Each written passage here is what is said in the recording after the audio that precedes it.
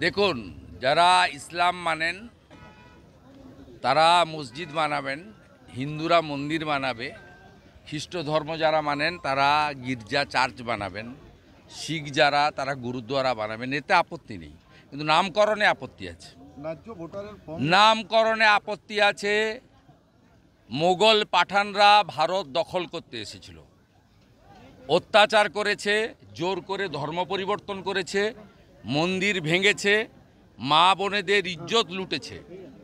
অতএব বাবরি নামকরণে আমাদের প্রত্যেকটি রাষ্ট্রবাদী ভারতীয়র সে যে ধর্মেরই হোক আপত্তি আছে। এই নামকরণকে কেউ সমর্থন করে না, এরা আগুন নিয়ে খেলছে। এবং আমি আপনাকে আগাম পূর্বাভাস দিচ্ছি, পশ্চিমবাংলায় হিন্দুদেরকে বোকা বানানোর জন্য লোক দেখানো সাসপেন্ড হয়েছে।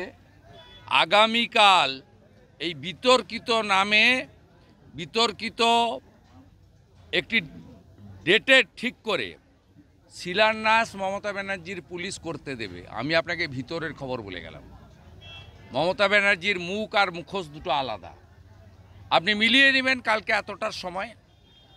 এবং আমরা যারা রাম ভক্ত, আমাদের 6ই ডিসেম্বর শৌর্য দিবস, আমরা শৌর্য দিবস পালন করব প্রত্যেকটি হিন্দু। এবং আমি কালকে কলকাতাতে শৌর্য দিবস পালনে অংশগ্রহণ করব। ফলো করুন টাইমস নাও খবর।